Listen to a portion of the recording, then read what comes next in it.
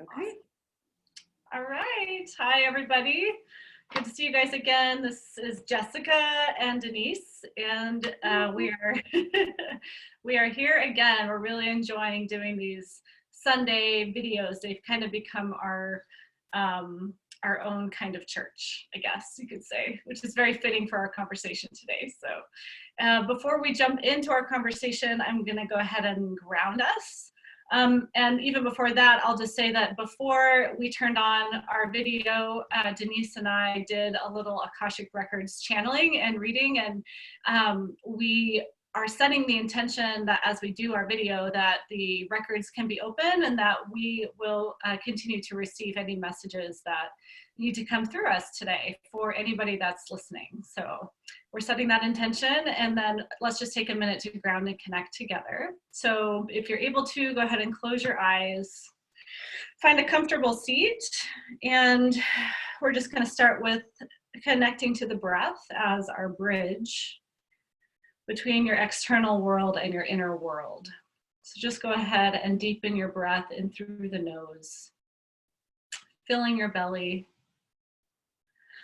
And with your exhales, just begin to soften the edges of any tension in your mental body or physical body, emotional body, and spiritual body. Each exhale, you soften a little bit more.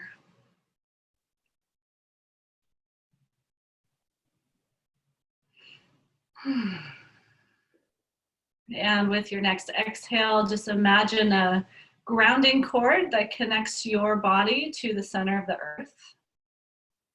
There's no right or wrong way to do this. Just see in your mind's eye a grounding cord that connects you to the center of Mother Earth in this now moment.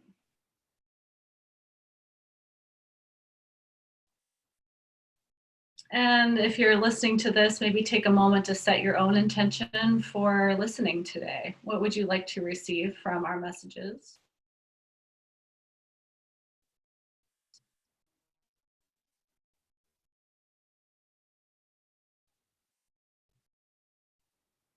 And then when you feel ready, just bring your attention all the way back up the grounding cord into your body and focus for a moment on your heart space. Imagining the heart doing the breathing. So seeing in your mind's eye the heart inhaling and exhaling each breath.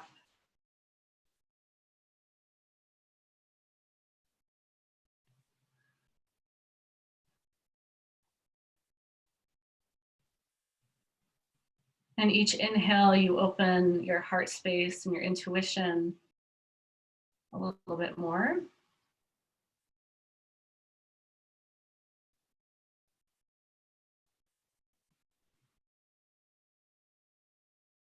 And taking one more inhale through your nose and let it fall out your mouth. When you feel ready, you can open your eyes. Yeah. Yay. Yeah. So welcome, everybody. And so Denise and I felt really strongly today that today needed to be more of a question and answer type format. And that there needed to be this exchange of, well, first of all, whatever I wanted to come through, but specifically around our own personal stories and how we are here today in the way that we are. So we just wanted to take this opportunity to share parts of our story that we think would maybe be helpful for people. And as you're listening, you might even write down some notes as you're listening or file them away of how you are relating to our stories. And so we're going to invite people to maybe talk about that, of how, as you listen to our stories today, what maybe resonated for you in your life. Yes. Anything to add to that? Yeah. No. And just kind of an understanding of part of what came, not part of, but the piece that came through for us today is what you're going to hear in our conversation today is focused on religion and spirituality, and that transition from growing up in really religious practices and how we moved beyond that into spirituality. So you'll be hearing about kind of that process for us today. So maybe we could launch into that as our first question. Yes. So maybe, yeah, I'll just pose the question and we can go back and forth, but maybe we could speak about how religion has either traumatized or oppressed you, but also how it has offered your greatest gifts. And yeah, and I'll start with posing that question to you, Denise, if you don't mind. Yeah, no, not at all. I think for me, the thing that was most traumatizing, I would say, or oppressive to me was that I never felt that I had a place in religion growing up. So for me, it was not only being a child, but being a female. I really didn't have a place. I grew up in a religion that was very male dominated. So they had what was called the priesthood, and men had special, prayers that they could say and those kinds of things. And as a woman, I had to ask for that opportunity, and it never felt like it fit for me. And yet I was spoon-fed all along. This is what you do. This is the next thing that you do. This is the next way that you act. These are the things that you need to do. And so that felt really oppressive to me because I just never had a voice. How about you? What was the piece that you felt oppressive or traumatizing for you? The word that came through as I was listening to your answer was powerless. I felt utterly powerless in even the smallest of choices. So, even going down to if you're sick in the religion that we grew up in, the LDS religion, if you're sick, you have to ask men for what's called a blessing, and they lay their hands on your head, and they bless you through the power of the priesthood and ultimately for God. And from a very young age, you're taught that you don't have that power within yourself to heal yourself, that you need men or this higher, supposedly higher power to be okay. And so ultimately I felt powerless a lot. Yeah. So. Yeah. And for me, it taught me that I couldn't trust myself, that I wasn't, because I was powerless, I had no ability to trust myself. And it really set me up for these power struggles that happened for a good portion of my life between me and men and me and other oppressive entities in my life, whether it was, jobs, careers, relationships, all of those kinds of things. It set me up because I always felt like I needed to trust something else. So even when I left my religion and I said that this isn't working for me anymore, I don't want to do this, this doesn't fit for me, I still went into my adult life thinking that I needed to trust somebody else in order to be my whole presence and be my whole self, which was really uncomfortable for me. And even to go along with what you said, I remember feeling, it was kind of subconscious, but I would always feel like I had to break out of whatever that is. Even if I didn't have to, it was kind of programmed into me of, if I give part of myself or all of myself to whether it's this job or this relationship or whatever, that somehow that's a loss of freedom again. And I had made a contract, a promise with myself when I left the Mormon religion. I made a promise to myself that I would never again be enslaved to anything outside of myself. And that actually ended up hurting me on some occasions. And sorry about the noise. I don't know what's happening out there, but it's quite loud. So it just, yeah, I think that that directly speaks to what became my greatest gift, though, was to be able to be extremely independent and be able to meet all of my needs, even though at times that was taken to an extreme. So, yeah. Yes. And for me as well, I learned that I was the only one who could solve my problems for me, and that and and if I couldn't trust my religion, if I couldn't trust the men in my life, I had to learn how to trust myself.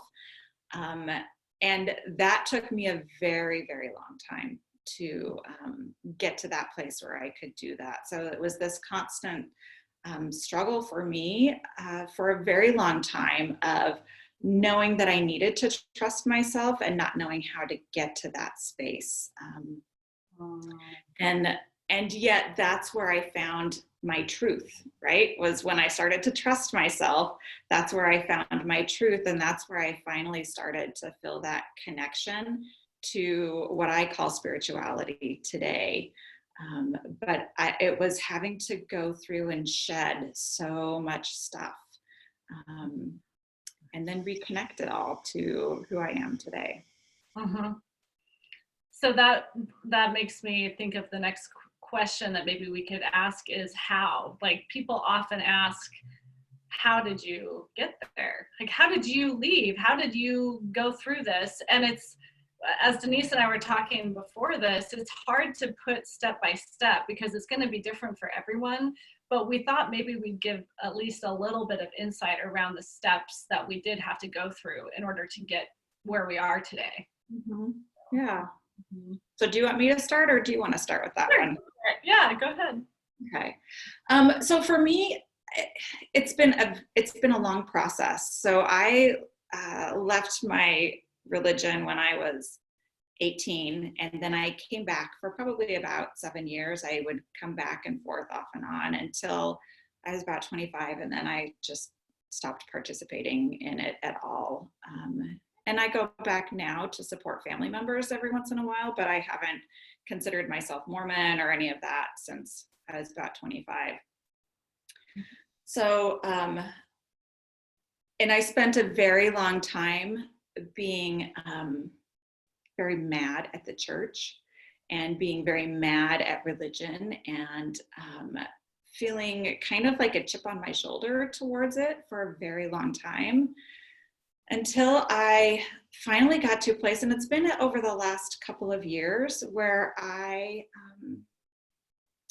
I'd gone through enough of my own personal traumas. I had gone through enough abuses in my life that I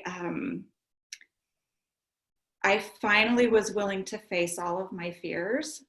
I was finally willing to look at my dark places and be still and sit with that and be by myself for kind of a long time and look at the really ugly parts of me. And it was through that process of learning to sit with myself, be alone, and face all of the fears that I had around the traumas that I had been through and the oppression that I felt like I had been through, that all of a sudden I started connecting to myself. And that's where I learned to trust myself again. All of a sudden, intuition returned for me. Connection to what I call source returned to me and to my higher self. And I started waking up, I guess is what I would call it. And it's been a process of taking steps into what I call the unknown ever since then, and just taking the next step forward. But for me, it was just having to really sit. And, I would sit for hours and cry, curled up in a ball in the corner of my room, releasing all of that shit. There's no other word for it. Just releasing it, and allowing it to be. How about for you?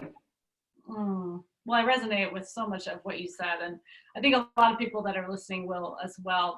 There really is some certain parts of waking up or leaving any kind of abusive relationship look a lot alike.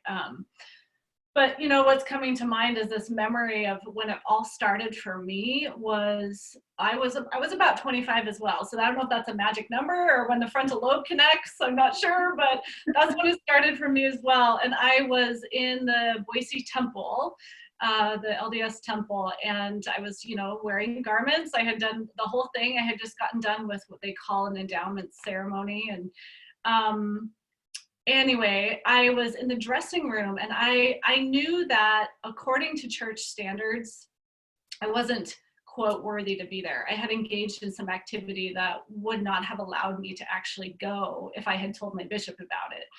And but I didn't, and I was there, and I was participating in all of the things and that supposedly only worthy people can do. And I had just gotten done with it, and I was in the dressing room, and I was feeling guilty. I was feeling really guilty for, you know, not feeling worthy, but I was there anyway. And I heard like this voice that was not mine, and it was a female, and it said, "You are worthy to be here. You're worthy, and everything is forgiven, and there's nothing more that you need to do to be whole." And I remember, it like stopped me in my tracks, because I remember I was getting redressed to go back out into the world, and it hit me so hard that I sat down on the bench that was in the dressing room, and I just started bawling. And I didn't know what to do with that, because I couldn't necessarily talk to anybody else about it. But that was the beginning of me starting to question, because here I was in the middle of this 3D structure that was built by the church that supposedly only worthy people could be in, that would receive revelation. Yet here I was receiving this revelation that I was worthy in a supposedly unworthy set, like not being worthy to be there. So at first I didn't really know what to think of it, because I had to feel through that. But that was the beginning of me learning to trust my own inner voice over anything else that was outside, because that was the first time that I remember feeling like that's true. I feel that in my body, that is true. And so that was the beginning of me leaving my marriage. You know, at the time that I was married to a Mormon man, that was the beginning of me leaving the marriage. It was, and the beginning of me starting to question the church. And kind of what you said, Denise, part of leaving it is also being willing to be isolated, and it's willing to be alone for a while. So I lost a lot of people in my life. I lost a lot of friends. My parents were going on missions, and so I didn't actually communicate with them for quite some time. And yeah, so I lost pretty much everybody and had to start completely fresh. And I think that that's part of it. Yeah. It is. Yeah. So I think that's definitely a piece of it, having to sacrifice. I think that one of the things that that was hard for me to understand was I had to sacrifice pieces of myself. I had to go through this egoic death, right, in order to come into my own sense of spirituality. And I think as a whole, that's anytime you talk to anybody about how do you become a spiritual person, you go through this egoic death. You have to release yourself of all of these structures that you have bought into for years and years. So what were some of the structures that you've had to release yourself from? I know that it's, religion was some of that, but have there been others for you? Yeah, I think that, how I view relationships was a structure. Like, so how I viewed relationships before was that I needed a man to be whole, even though that may not have been conscious. I definitely was playing into that structure. And also, I'm not against like marriage by any means, but feeling like I have to be married in order to have a legitimate relationship, I feel like that structure is left for me.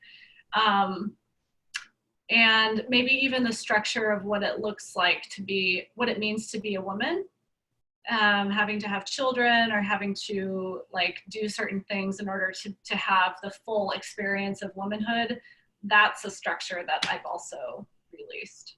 Yeah. How about you? What are some structures you've left? Um, for me, it's been about having certain ways that you have to do things. Um, so, how to parent, how to be a parent and show up for others, how to be in relationships. So for me, I was taught as the female, you caregive, you take care of, you parent your partner as well as your children, right? Yeah. And so it's giving that up, which is good, right? Because that's not necessarily the healthiest relationship on the face of the planet either. But also, it's been a giving up of dependence on others. And I've always been a very independent person, but at the same time, I viewed myself in relation to others and in connection to others, and the role that I served for other people. So that of caretaker, that of healer, that of problem solver, whatever that was. And I've had to give up and release that attachment to being something to other people so that I can be whole and present for myself. That's huge. Yeah, that's huge. And that actually reminds me of a question that I'll ask you is, like, when you let go of all the structures that used to be kind of holding your role in society and in a relationship, it's almost like you can really feel your purpose then. Because so, and then my question for you would be, what do you feel now is your purpose for being here after releasing all of those structures?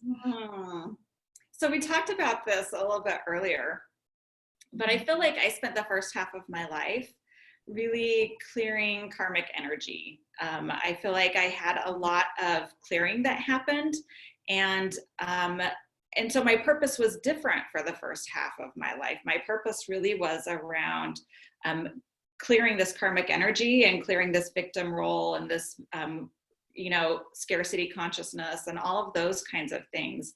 And so it's been shedding all of that and then stepping into a purpose that feels more of when I think of myself, I feel like I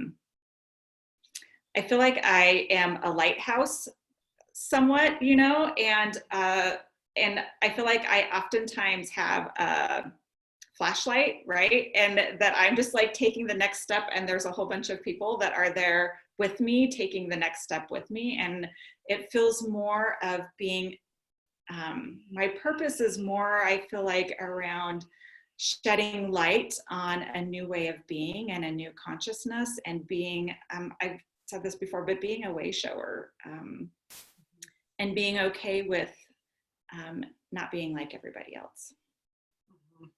How about for you, Jess? I feel like part of my purpose this lifetime is to be brave.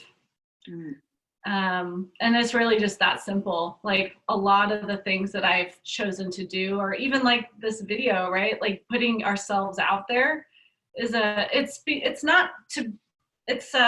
to show others that it's okay for them to be brave. It's like my purpose is to hopefully inspire others to do exactly what we're doing here, which is that to release people from fear of judgment and to help them become free. And that's pretty broad, but I do feel like that's my purpose, and all the ways that's going to show up, as long as that's underneath it, then I'm on track. Yeah. Yes. And do you feel like it's time to step into that place of joy? Like for so long, there's been this consciousness of oppression, right? We've talked about this in our videos, and of victim and scarcity, all of those things. And really, I feel like life is about being joyful. And did you just hear that? I did. Yes, I did. Interesting.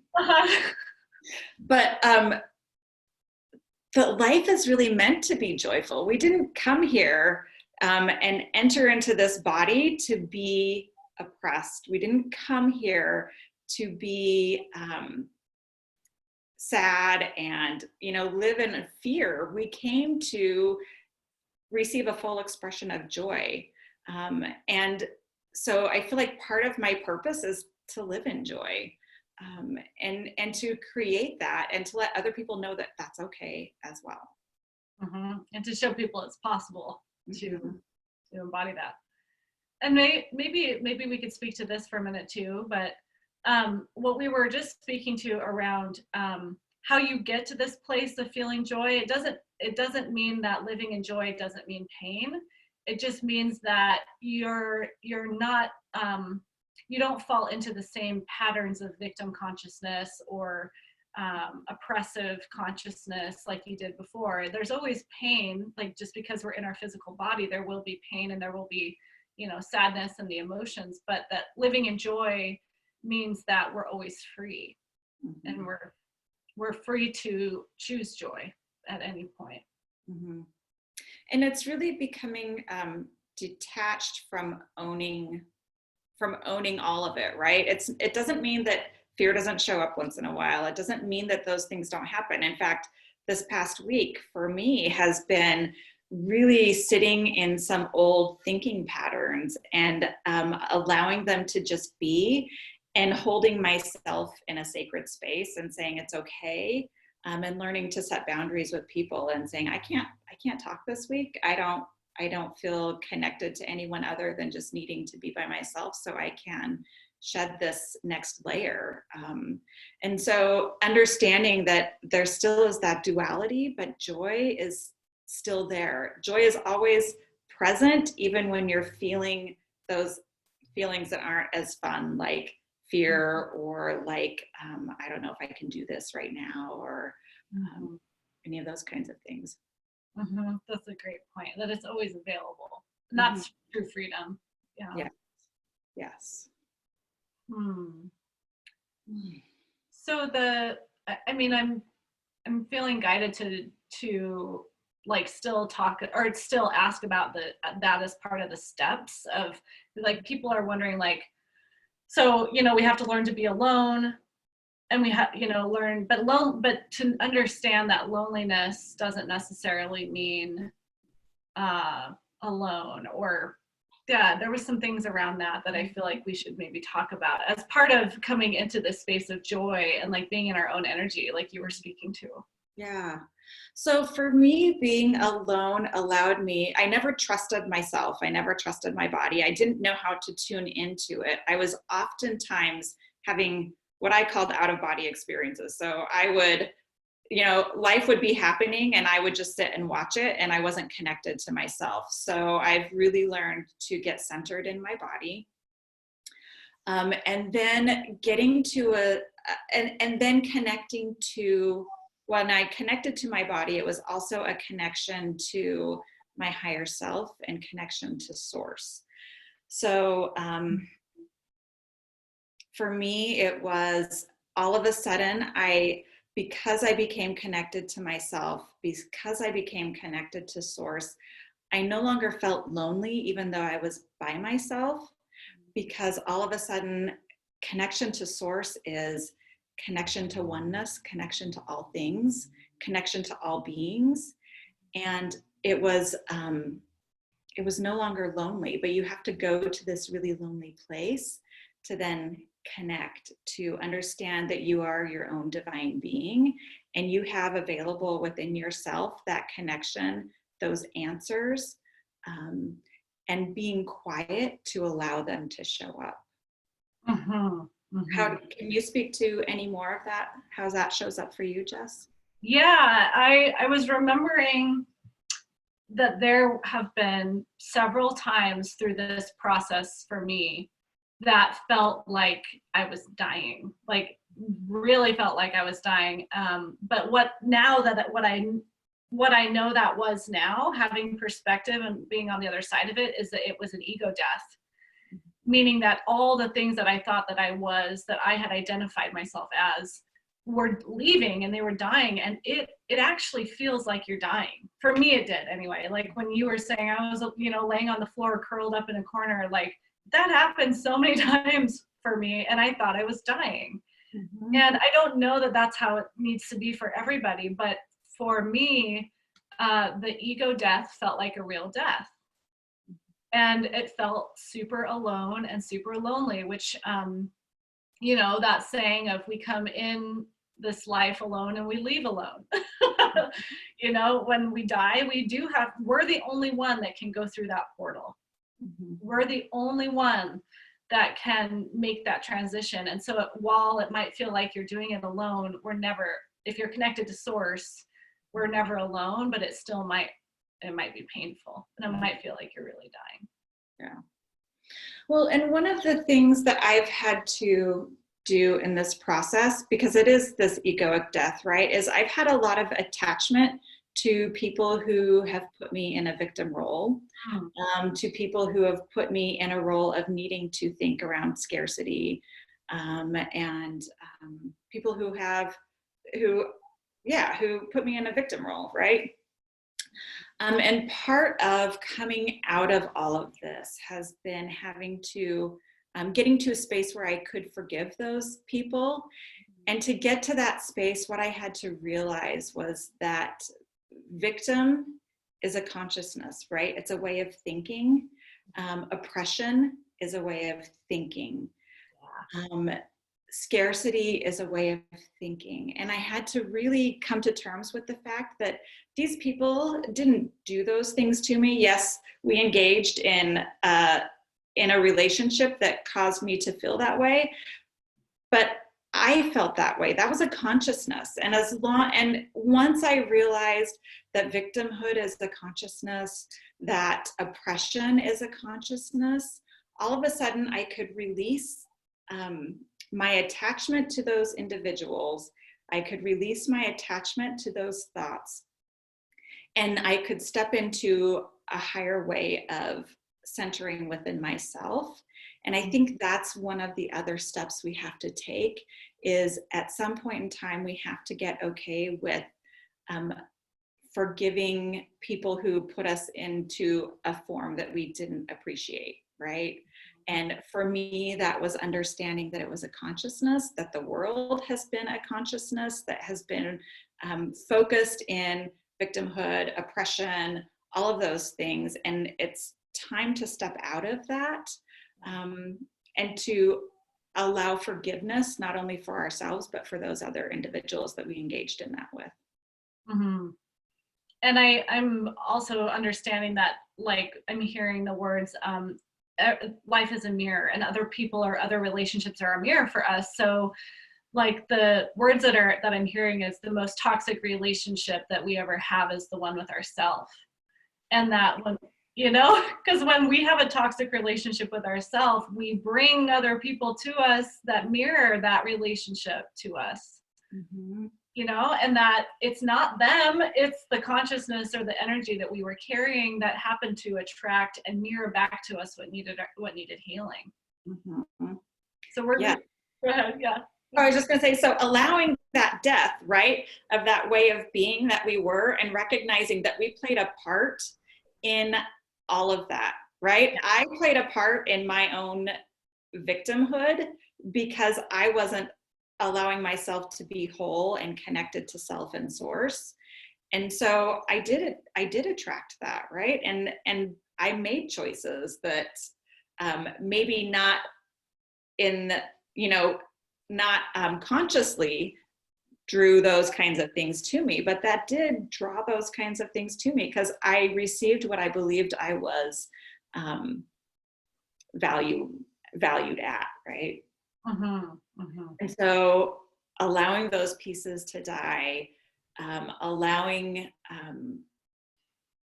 that, understanding that was consciousness, that was thought, that was how I viewed myself, and then getting really clear on what my value was, right? And I think that's a piece of spirituality, is we have to get really clear on our own value and recognize that we are source, right? I mean, we have that connection.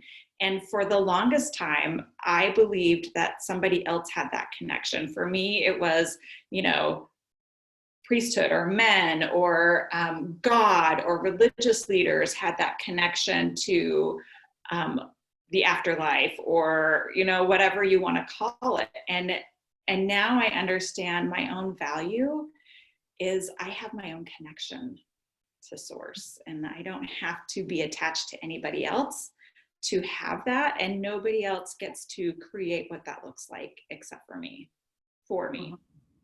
Mm-hmm. Mm-hmm. That's beautiful.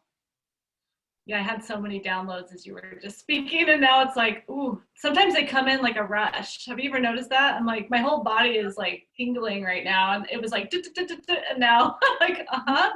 And then it's like, I can't process all of that fast.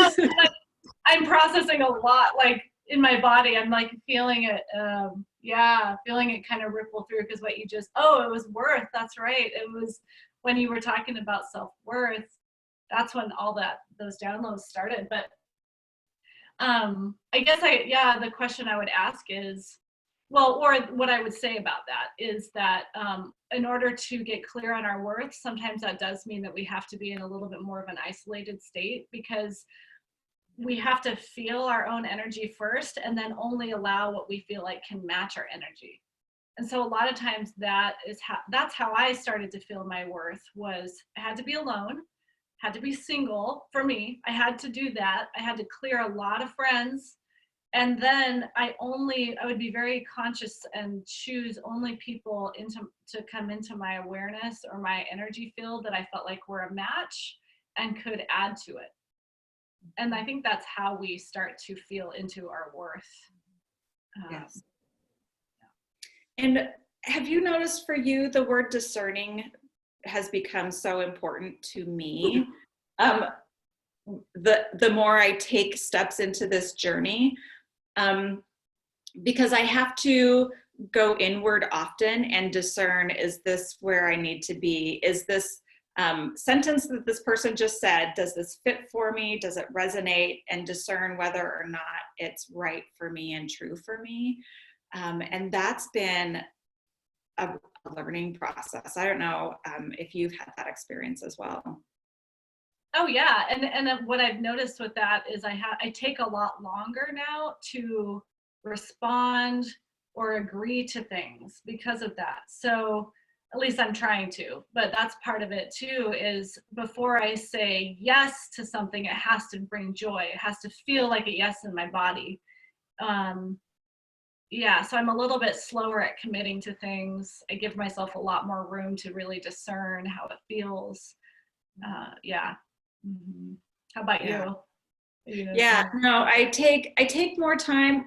So I've always been, I'm an all or nothing kind of person for the majority of my life, right? And so I'm learning how to step slowly into things. So for me, it's been a process of, oftentimes what will happen for me is I will say yes to something, and then I have to step back and say, oh, wait a minute, I have this learning that I'm doing within myself, and I'm needing to really sit with this, and that doesn't feel right. And so going back to the individual I engaged in the conversation with and saying, you know, that doesn't fit for me right now, and I'm really sorry, and but I need to speak my own truth, and I need to live what fits for me. And also giving ourselves permission to not live past the present moment has been really part of that too, of like, I don't know how I'm going to feel tomorrow, so let me get back to you on that. Yeah. And for me, I don't know about for you, but for me, I have always been, part of just who I am is, has been ultra planner, right? I needed to be in control of my surroundings because I felt so powerless for so long. So I needed to be in control of my surroundings. I needed to be in control of all of the next steps that were going to happen. I needed to have plan A through plan Z all developed for myself. And I needed to have stability, like to the nth degree. And I needed to make sure that I created that, because I didn't trust anybody else to create it, even when I wanted them to solve my problems for me, right? It was this strange combination of things. And I don't know where I was going with that, but now I know. So going from that real rigid control freak type A personality person who needed to have lots of boundaries to stepping into a space of spirituality and living in the moment and being present moment focused has been a real steep learning curve for me. And so now oftentimes what I will say is I'm stepping into the unknown. The ground feels solid. I don't know what it looks like. I don't know what's in front of me. I don't know what's behind me anymore because it's gone. But I'm on solid ground, and I know that that's right. And so for those of you who feel like you're not sure of what the next step is, or that you're feeling uncomfortable in it, know that that's part of the process, and that's okay too. Have you felt that before? Oh yeah, definitely. And I love that, because that is one of the steps. I feel like if we're going back to what are the steps to get here, it's starting to trust that the ground you're on now is solid, and that you're trusting, you're just trusting the steps. Mm-hmm. Yeah. And recognizing that each step is a letting go of who you were yesterday. That's part of being present focused, right? So we're letting go of who I was yesterday and being fully who I am today, whatever that looks like. Oh man. And then right now I'm being reminded of like how this present circumstance is so perfect for, it's bringing like what you just spoke to, like helping people to be only present focused, because nobody knows what's going to happen. We really don't know. And then also the isolation part of it that we talked about is part of awakening is to be by yourself and to feel only your own energy. So what's happening right now is so beautiful. It's what Denise and I have experienced through awakening out of other structures in the past. It's really mirroring a lot of what's happening for humanity right now. And that's why I'm not afraid of it, because I can see the beauty of where we're going. I recognize the steps. I recognize what's happening. And I'm really excited because I know what's on the other side of this dark night of the soul. And it's joy, and it's more freedom, and it's bliss for humanity. I love it. Yeah. And it's releasing connection to old ways of being, right? I feel like as a society as a whole, there's a need to release all of these old consciousnesses, right? There's a need to release all of these old ways of being and step into a new way of being.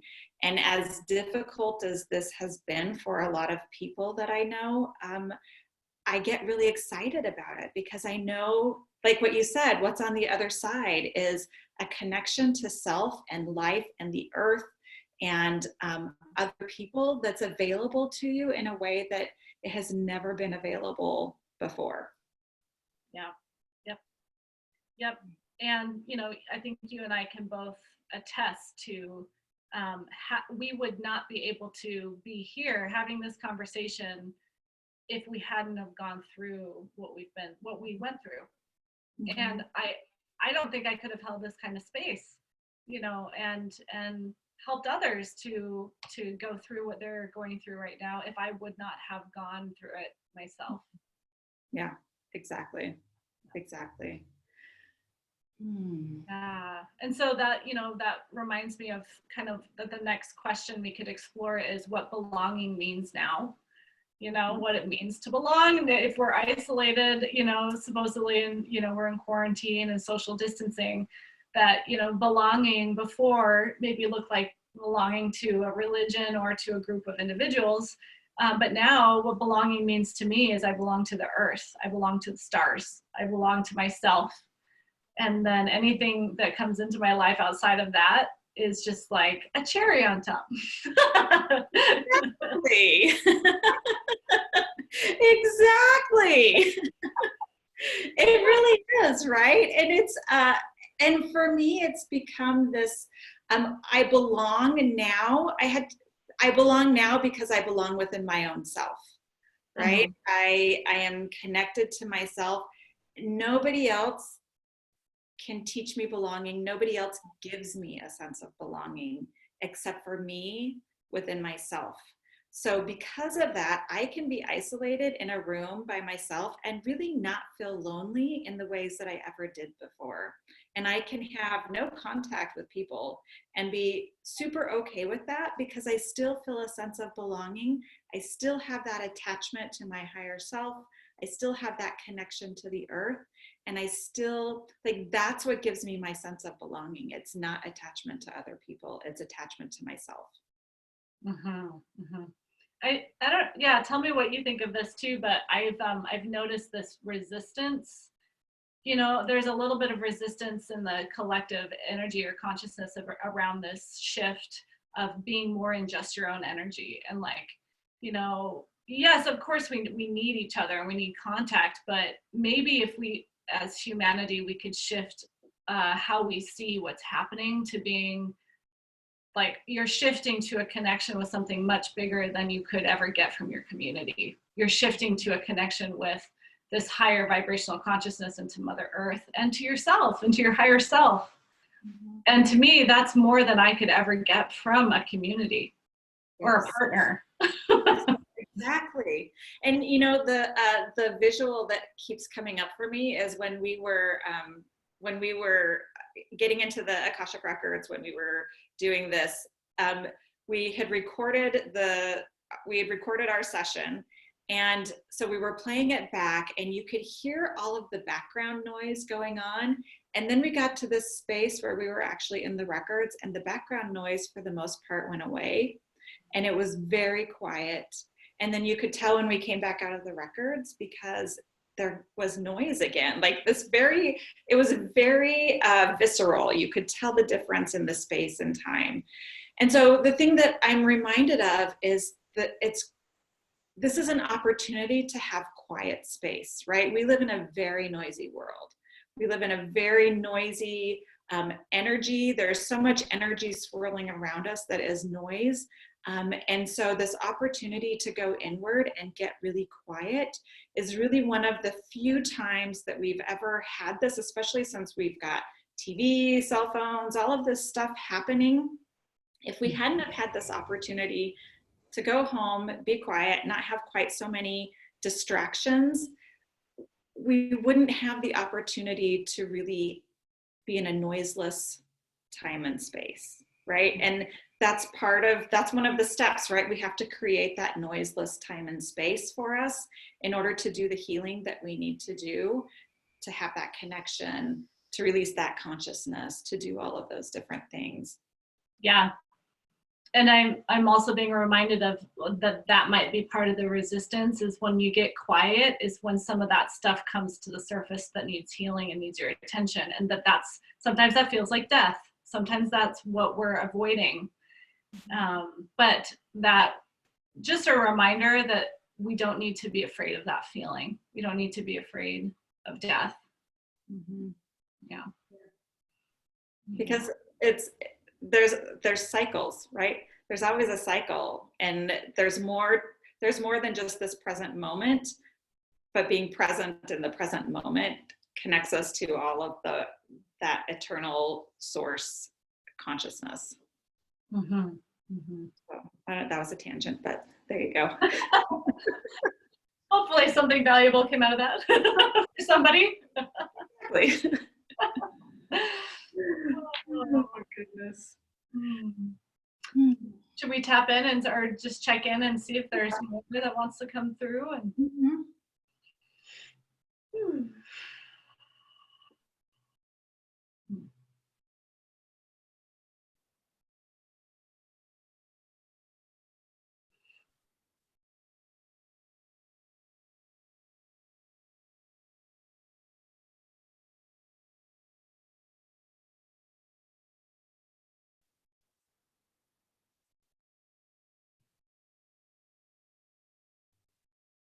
I'm just being reminded that, specifically speaking to men, that what I want to acknowledge is that men haven't always been the oppressors, and that they have been equally oppressed, and that I think this time that we're moving into is we're all being set free. It's genderless. We're all being set free of any form of imprisonment that we felt, and that it's up to us to accept that freedom.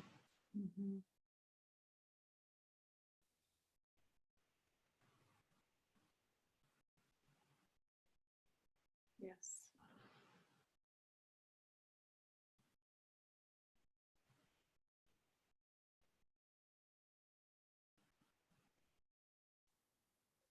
And for me, the thing, and I've seen this in lots of Facebook posts and all those kinds of things, but for me, it's just that reminder that death is similar to the caterpillar who turns into the butterfly, right? We go through that process of death to become something more beautiful and become something more than what we initially were. And so even though it's scary, even though you turn into this big pile of goo for a little while, that is really uncomfortable and not fun, the beauty that comes out of that is so exponential that you really can't put words to it. So just a reminder that as you step into this process, it's okay that it hurts. You know, it doesn't feel great. It's okay that it hurts. But if you can sit with that and be with it for a short time, I mean, relatively, it's a short time. What's on the other side has so much beauty and expansion and openness and color and joy that you never thought possible, that it's okay to sit with that when you know that what's on the other side. So just know there's beauty on the other side that you just really have no idea of right now in this moment. Mm-hmm. Mm-hmm.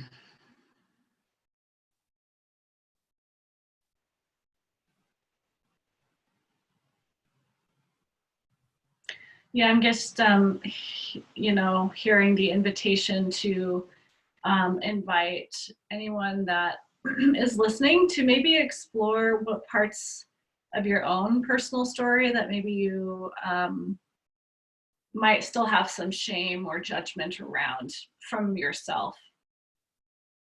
And maybe that could be part of the forgiveness process that you're being asked to look at or heal at this time. And then I keep getting this visual of a cord, like at my stomach, attached to this consciousness of oppression. So reminding us that we can choose to cut that cord to that attachment at any time that we want to. And as women, we attach ourselves to that cord of oppression. And just a reminder that we don't have to do that anymore. We can cut that cord. I invite men to do the same thing. We can cut that cord. We don't have to attach to it anymore. So just know that that's available to you whenever you choose to allow that to happen for you. Mm. Beautiful.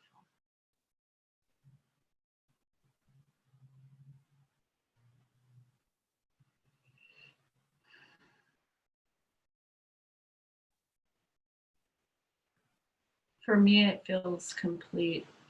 Mm-hmm. Me too. I would like to ask that if any piece of this resonated for anybody, if you would put in the comments any of those pieces that resonated for you, or additional questions that you have that have come up for you because of this video. We really want to be a source of learning and just make ourselves available to whatever you might need. And so if you have a question, if something resonated for you, if you would put that in the comments, we're more than happy to answer those, and we can make videos about them as we move forward as well. Absolutely. Thank you. Yeah. Oh, thank you. This was another amazing video. I appreciate it. And, yeah. And we will see you all next time. Oh, yeah. Mm-hmm. Well, I was just going to say next week we have a guest. We can talk about that another time, but we're going to start having people share their stories and around some of these topics. So hopefully you'll join us next week. Yeah. Yeah, please do. We're excited for it. Bye, everyone.